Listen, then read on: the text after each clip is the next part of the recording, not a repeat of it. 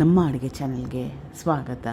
ಇವತ್ತಿನ ವಿಶೇಷ ಸ್ವಲ್ಪ ಡಿಫ್ರೆಂಟ್ ಆಗಿರೋ ರೈಸ್ ರೆಸಿಪಿ, ಬೆಣ್ಣೆ masala rice recipe, butter masala rice recipe. ಇದು ಎಲ್ಲ ಟೈಮಲ್ಲೂ ಬೆಳಗ್ಗೆ, ಮಧ್ಯಾಹ್ನದ ಊಟ, ರಾತ್ರಿ ಊಟ, ಮನೆಯಲ್ಲಿ ಸಣ್ಣ ಪುಟ್ಟ ಪಾರ್ಟಿಗಳು, ಬರ್ಡೇ ಪಾರ್ಟಿಗಳೆಲ್ಲ ಇದ್ದಾಗ ಇದನ್ನು ಟ್ರೈ ಮಾಡ್ಬೋದು. ಸೂಪರ್ ಟೇಸ್ಟಿಯಾಗಿರುತ್ತೆ, ಎಲ್ಲರಿಗೂ ಇಷ್ಟ ಆಗುತ್ತೆ. ಮೊದಲನೇ ಸ್ಟೆಪ್ಪಲ್ಲಿ ಬಾಣಲೆ ಇಟ್ಕೊಂಡಿದ್ದೀನಿ. 1 ಚಮಚದಷ್ಟು ಎಣ್ಣೆ ಹಾಕೊಂಡ್ಮೇಲೆ 2 ರಿಂದ 3 ಚಮಚದಷ್ಟು ಬೆಣ್ಣೆ, ಕಟ್ ಮಾಡಿ ಇಟ್ಕೊಂಡಿರೋ ಈರುಳ್ಳಿ, ಒಂದು ಮೀಡಿಯಮ್ ಸೈಜ್ ಈರುಳ್ಳಿನ ಉಪಯೋಗ ಮಾಡಿದ್ದೀನಿ. ಫ್ರೆಶ್ ಆಗಿ ಕುಟ್ಟಿಟ್ಕೊಂಡಿರೋ ಹಸಿ ಶುಂಠಿ, ಬೆಳ್ಳುಳ್ಳಿ.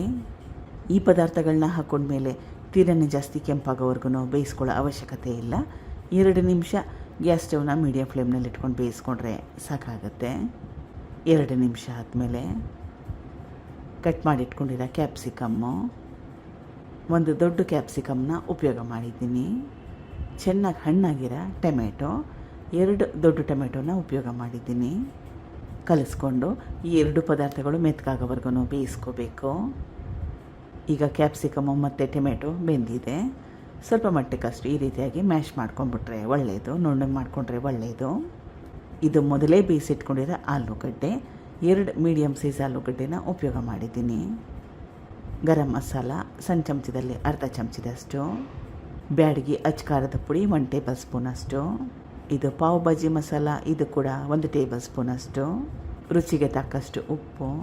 ಈ ಪದಾರ್ಥಗಳನ್ನ ಹಾಕ್ಕೊಂಡ್ಮೇಲೆ ಗ್ಯಾಸ್ ಸ್ಟವ್ನ ಲೋ ಫ್ಲೇಮ್ನಲ್ಲಿ ಅಥವಾ ಲೋ ಟು ಮೀಡಿಯಮ್ ಫ್ಲೇಮ್ನಲ್ಲಿ ಇಟ್ಕೊಂಡು 2 ನಿಮಿಷ ಬೇಯಿಸ್ಕೊಂಡ್ರೆ ಸಾಕಾಗತ್ತೆ. ಮೊದಲೇ ಮಾಡಿ ಇಟ್ಕೊಂಡಿರೋ ಅನ್ನ, ರೈಸ್ ರೆಸಿಪಿ ಇದ್ದರೆ ಅನ್ನ ಉದುರುದ್ರಾಗಿ ಮಾಡಿಕೊಂಡ್ರೆ ಒಳ್ಳೆಯದು.